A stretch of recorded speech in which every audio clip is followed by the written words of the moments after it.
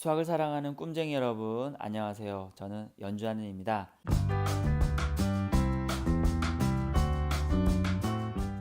이때까지 계속 P이면 Q이다라는 명제를 계속 사용했었죠. 이것에 참거짓을 따지는 것도 많이 했고요.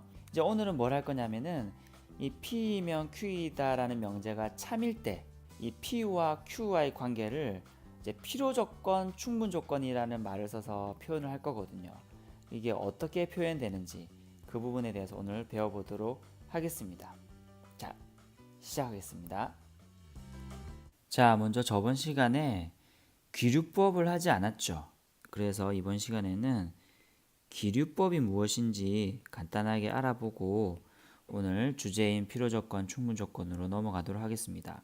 먼저 귀류법을 하기 전에 우리가 증명법이라고 하면 증명법에는 크게 두 가지가 있어요. 하나는 뭐냐면은 직접 증명법. 그 말대로 직접 증명하는 거예요. 그냥 증명하는 거죠. 근데 직접 증명이 어려운 경우가 있습니다. 이런 경우에 우리는 간접 증명법이 있습니다.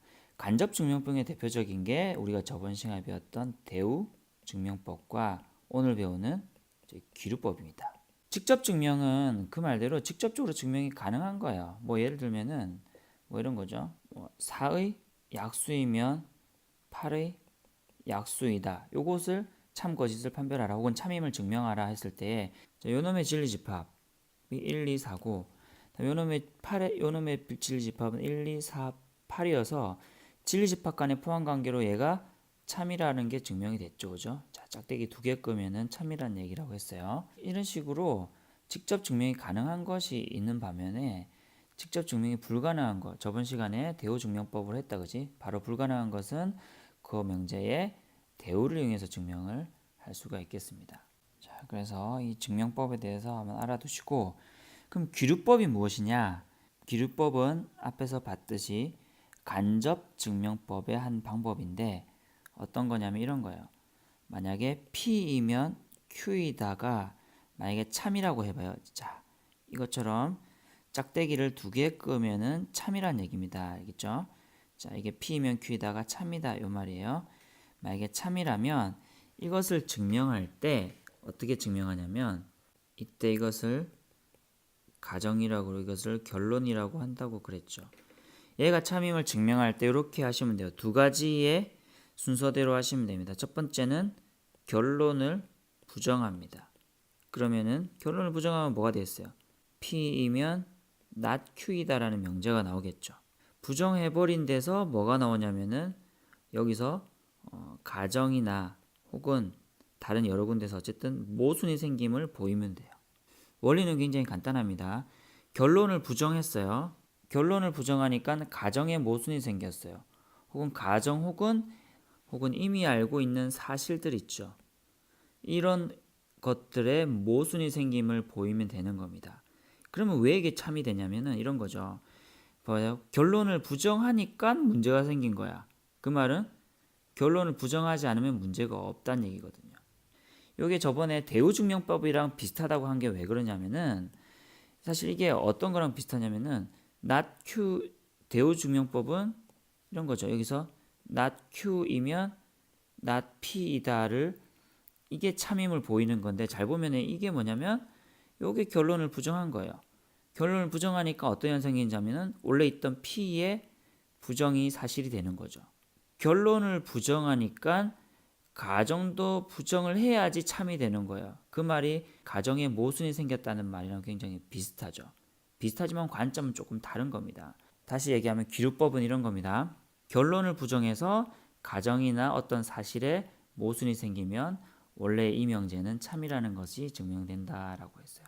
좀 어렵죠, 그죠? 좀 어렵습니다. 그래서 이 부분은 여러분들이 일단 조금 연습이 필요하고요. 이 증명법 중에서도 조금 어려운 증명에 속합니다. 그래서 우리가 여기서 다루는 기류법으로 다루는 증명이 몇 개 안 돼요. 가장 많이 기류법으로 증명하는 것이 다음과 같은 문제입니다. 아마 대부분의 개념서나 교과서나 문제집이나 이런 거 기류법 설명할 때 제일 많이 나오는 명제가 이거예요. 이게 참임을 증명하라는 겁니다. 루트 있는 무리수 맞죠? 근데 어떻게 증명하느냐? 직접 증명하기 너무 어렵다는 거죠. 그래서 기류법을 이용합니다. 자, 증명을 한번 해볼게요. 자, 어떻게 하라 했습니까? 첫 번째 뭐? 결론, 부정. 그 다음에 뭐라고요? 가정, 모순 혹은 이미 알려져 있는 사실들에 대해서 모순이 생기면 되는 거예요. 자, 그럼 여기서 결론이 뭡니까? 얘가 결론이죠. 그죠? 얘가 결론이죠. 그럼 결론을 부정해 봅시다. 결론을 부정하면, 자, 첫 번째 결론을 부정하면 어떤 현상이 생기나요? 그쵸? 루트 2는 무리수가 아니다. 즉 뭐란 얘기입니까? 즉 유리수다 이 말이죠. 유리수면은 루트 2는 뭐라고 표현할 수 있냐면 바로 n분의 n이라는 분수꼴로 표현할 수 있는 겁니다. 여기서 m과 n은 뭐냐면 서로 소인 정수예요. 이게 유리수의 정확한 정의입니다. 자, 그러면 mn이 서로 소인 정수가 안 된다는 것만 보여주면 돼요. 계속 나가보죠. 그러면 여기서 이제 어떤 현상이 생기냐면은 이제 2번 가정의 모순이 생기는 것을 한번 보여줄게요. 일단은 요걸 양변을 제곱할게요. 왜 제곱할까요? 그렇죠. 루트가 있으니까. 그럼 2는 뭐가 돼요? m제곱은 n제곱. 오케이. 이렇게 되고 그럼 여기서 n제곱은 2m제곱으로 할 수 있죠. 자, 이렇게 되면은 n제곱은 무슨 수가 되냐면은 짝수가 되죠. 왜냐면 짝수의 정의가 뭐게요? 그렇죠. 2의 배수가 짝수의 정의입니다. 보니까 뭐야? 2가 있지. 2가 있으니까 n제곱은 짝수입니다. n제곱은 짝수니까 n은 뭐가 될 수밖에 없어? 짝수가 될 수밖에 없죠. 홀수가 되면 안 되죠. 자, 여기까지 왔습니다. n이 짝수라는 것까지 왔어요. 됐죠? 그럼 n은 짝수기 때문에 n은 뭘로 표시할 수 있냐면 짝수는 아까 2의 배수라고 그랬죠. 그래서 얘는 2k꼴로 표현할 수 있어요.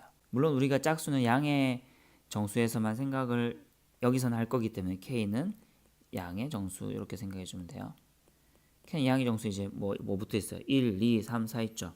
여기다가 1, 2, 3, 4 집어넣어요. 1 집어넣으면 2, 2 집어넣으면 4. 그래서 2, 4, 6, 8 우리가 알고 있는 짝수가 나오죠.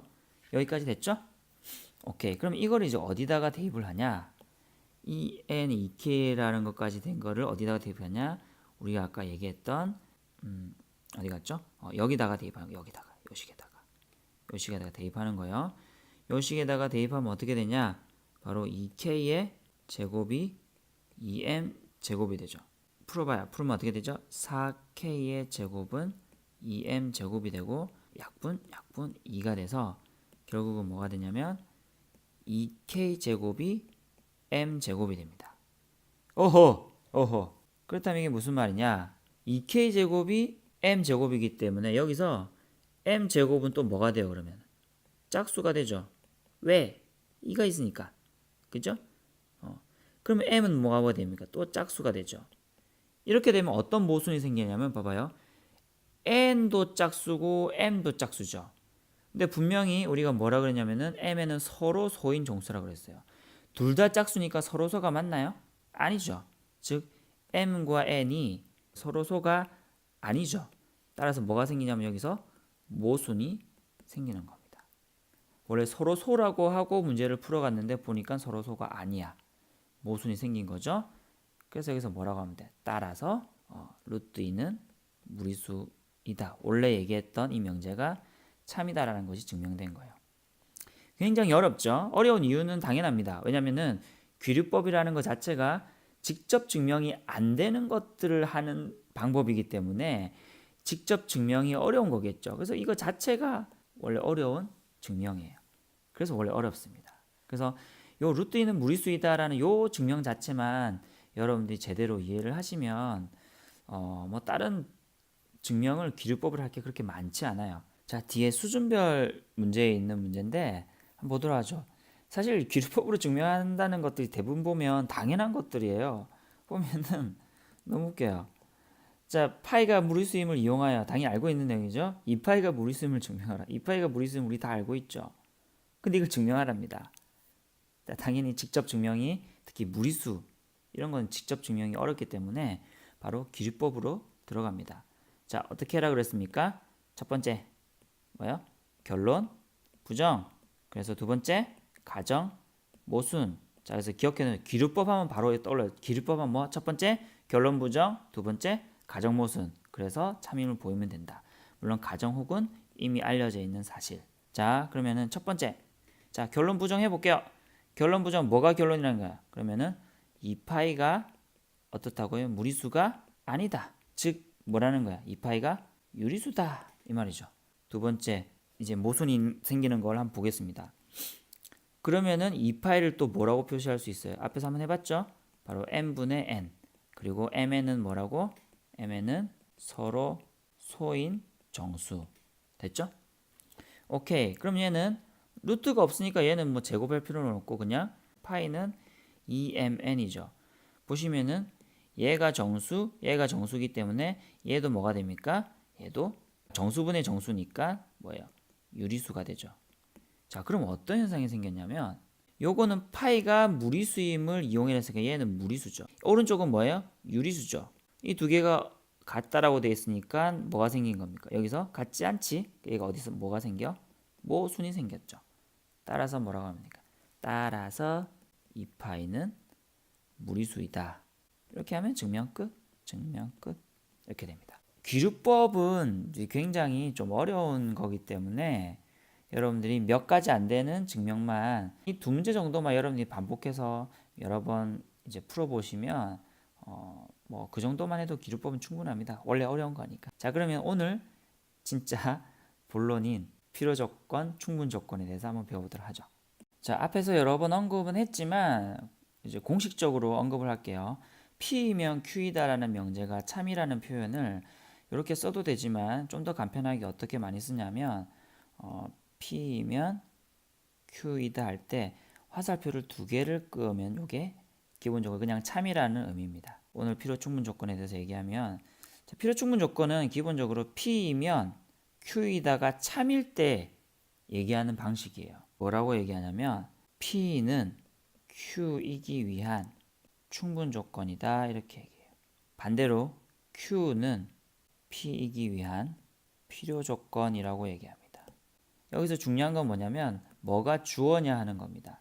P는 얘가 주어죠. Q는 얘가 주어죠. 문제집 같은 데 보면 틀리게 하게 하기 위해서 막 말장난을 할 때가 많아요. 그때 뭐만 찾으면 되냐면 주어만 찾으면 돼요. 주어를 찾아서 맨 앞에 두시고요. 자, 그러면 예를 하나 들어볼까요? 4의 약수이면 8의 약수이다. 굉장히 많이 했죠. 이건 뭐야? 참이죠. 자, 그러면 이를 뭐라고 얘기할 수 있냐면은 자, 한번 표현해 볼래요?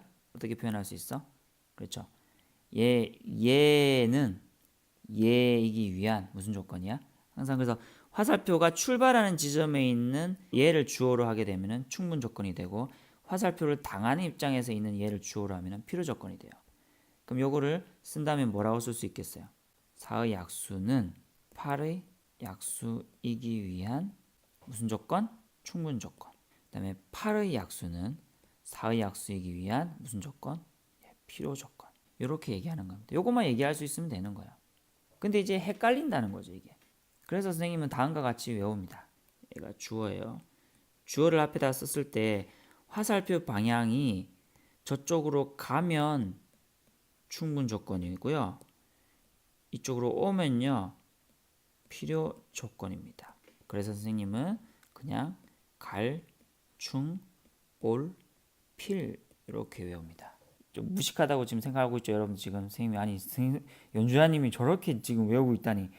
예, 그렇게 외우는 이유가 있어요. 제일 간단해요. 예, 제일 간단합니다. 한 가지 예를 들어보죠. 자, 이 문제를 보시면 자 P는 Q이기 위한 이렇게 얘기했죠. 보시면 항상 뭐부터 쌤이 따지라고요? 주어. 주어를 먼저 앞에다 쓰고 나머지 뒤에 쓰면 돼요. 이제 화살표 방향이 어느 쪽으로 올지만 생각하면 됩니다. P는 보니까 뭐예요? 8의 약수니까 뭡니까? 1, 2, 4, 8. 4의 약수는 1, 2, 4. 부등호 방향이 어떻게 돼요? 부등호래. 진리집합반의 포함 간격이 이렇게 되죠. 그러면은 어떤 게 참이라는 겁니까? 얘가 참이라는 거죠. 그래서 지금 주어를 앞에다가 썼는데 화살표 방향이 오고 있죠. 따라서 얘는 무슨 조건? 네, 필요 조건. 이런 식으로 하시면 돼요. 주어가 뭔지를 판단해서 주어를 맨 앞에 쓰시고 항상 화살표 방향이 어느 쪽인지 생각하시면 됩니다. 자, 그런데 이제 선생님이 갈충올필이라고 하는 이렇게 무식하게 외우지 않고 다르게 외우고 싶다 하는 사람들은 기본적으로 여러 가지 교과서나 개념서나 보면 뭐 이런 설명이 있긴 합니다. 그래서 선생님도 한번 설명을 해볼 테니까 이해되는지 한번 보세요. 뭐 이해는 되겠지만 이게 수학적인 용어이기 때문에 굳이 이렇게까지 해야 되나 싶기도 하지만 뭐 해보는 것도 뭐 상관없죠. 예를 들면 P가 시험 점수가 100점이라는 게 P고요. Q는 합격 이렇게 합시다. 이게 참이라고 생각해봐. P이면 Q이다. 그러면 문장으로 나타내면 어떻게 된다는 거야? 시험 점수를 100점을 받으면 합격을 한다 이 말이죠. 뭐 어느 기관에 어쨌든 합격을 한다 이 말이죠. 그렇게 되면 얘는 우리는 뭐라고 얘기하냐면 P는 Q이기 위한 뭐라고 해요? 충분 조건이라고 얘기하죠. 그다음에 Q는 P이기 위한 필요 조건이라고 얘기하죠. 그때 이렇게 뭐 이해를 하는 거예요. 예를 들면은 P는이라는 얘기는 시험 점수 100점을 받는다는 것은 합격을 하기 위한 무슨 조건이야? 충분한 조건이 된다는 거예요. 반대로 합격을 하기 위해서는 시험 점수 100점 받는 것이 뭐 필요하다. 이렇게 이해를 하는데 솔직히 쌤은 별로 이해가 안 돼요. 그냥 갈충올필이 나는 훨씬 편하다고 봅니다. 물론 여러분들은 나름대로 이런 설명 말고도 뭐 개념서나 이런 데 보면 다르게 설명이 돼 있는 경우도 있거든요. 그래서 그런 걸 보시고 그렇게 이해를 하시려면 하셔도 되고요. 아니면 쌤처럼 아주 단순무식하게 갈충올필로 하셔도 됩니다. 오늘 배운 내용을 한번 점검해 보죠. 먼저 저번 시간에 하지 못했던 기류법에 대해서 얘기했습니다. 기류법은 대표적인 간접증명법이라고 얘기했고요. 어떻게 하냐? 이것만 외워두시라 했죠. 뭐라고요? 결론 부정, 가정 모순. 그 대표적인 게 루트 2는 무리수다 하는 거 증명 기류법으로 어떤 문제집이든 다 나와 있다고 했습니다. 그리고 P이면 Q이다가 참인 것을 이렇게 표현한다 그랬고요. 만약에 P이면 Q이다가 참일 때에 우리는 P는 Q이기 위한 충분 조건, Q는 P이기 위한 충분 조건이라고 했습니다. 그랬을 때 쌤이 이렇게 얘기했습니다. 주어를 앞에다가 두고 어떤 명제를 썼을 때에 화살표 방향이 저쪽으로 가면 필요 충분 조건, 이쪽으로 오면 필요 조건이라고 얘기를 했습니다. 자, 오늘 여기까지 하겠습니다. 끝! 아, 맞다. 이거 안 했어요. 자, 이거 안 했습니다. 뭐냐면, 자, P이면 Q이다도 참이고, 이고, Q이면 P이다도 참이라고 해봅시다. 사실 이 말은 무슨 말이에요? 요놈의 진리집합과 요놈의 진리집합이 같다는 얘기죠.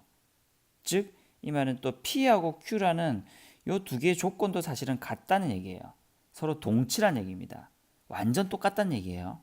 완전 똑같을 때 우리는 뭐라고 얘기하냐면은 P와 Q를 이쪽으로 가는 것도 맞고 이쪽으로 가는 것도 맞다 해서 표현을 이렇게 하고요. 요거는 뭐라 그러냐면은 P는 Q이기 위한 무슨 조건일까요? 이러면 충분 조건일까요? 필요 조건일까요? 예, 둘 다 되기 때문에 필요, 충분 조건이라고 얘기합니다. 그래서 사실 이거는 순서는 의미는 없죠. P는 Q이기 위한이라고 해도 되고 뭐라고 해도 돼요. Q는 P이기 위한이라고 해도 돼요. 상관없어요. 둘 다 똑같으니까 필요, 충분 조건이라고 얘기합니다. 이 말은 요 두 개가 완전히 같다라는 것을 의미합니다. 알겠죠? 진리집합도 똑같고요. 이 두 개의 말이 이 조건 P, 조건 Q라는 이 말 자체가 두 개다가 완전 똑같다라는 얘기를 하는 겁니다. 요거 빼먹었네요. 자, 여기까지 해서 끝! 이제 진짜 끝!